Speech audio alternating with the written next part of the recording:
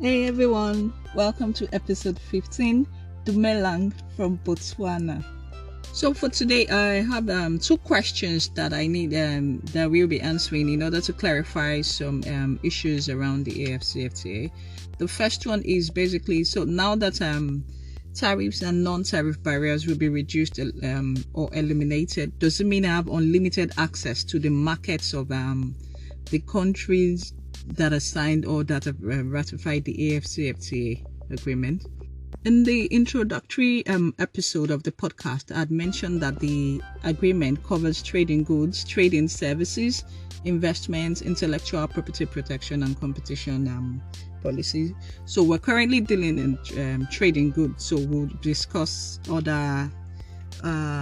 others in future episodes. So there are various ways in which you can trade or do business in under the AfCFTA. So if for instance you say, I don't deal in goods, I'm not an exporter, I deal in services, and I want to establish commercial presence or set up a business in a country that you have identified. Let's say you're a Nigerian and you want to go to Cameroon.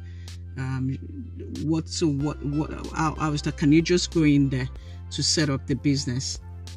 In this instance, you need to comply with the regulatory requirements in Cameroon for setting up a business, and once you've met all the requirements, then you can start doing the business that you want.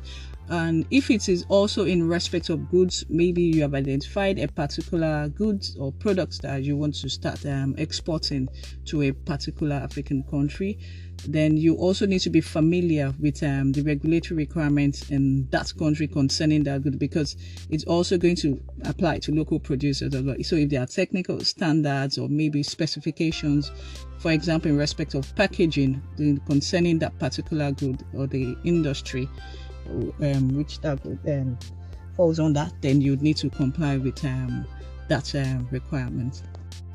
That's it for the first question. The second question is if any trading has been done yet under the AfCFTA. At the Dubai Expo 2020, the Secretary General of the AfCFTA Secretariat, His Excellency Wamkele Mene, noted that the delay in finalizing negotiations on the rules of origin and tariff schedules is the reason why there's been virtually no trading yet under the AfCFTA. And of course, because of the complexities and technicalities of trade agreements, each member countries have to thoroughly consider the implications and the obligations under the agreement. So that's the reason why, because they are taking their time to do this. So that's the reason why there's been no the negotiations have not been concluded yet. You will agree with me, of course, that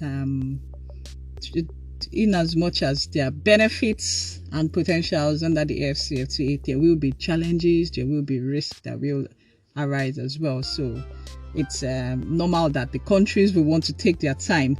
Yes, everybody wants Africans to trade with each other more, and of course you also want to ensure that your domestic producers and your nationals as well, the benefits under the AfCFTA. So this is where we end it for today's podcast, and as usual, the podcast is basically for educational purposes. If you need expert advice in respect of any of the discussions so far, please reach out to me. Thank you for listening, and I say to you, Sumaya Sento. Goodbye until next week, Thursday.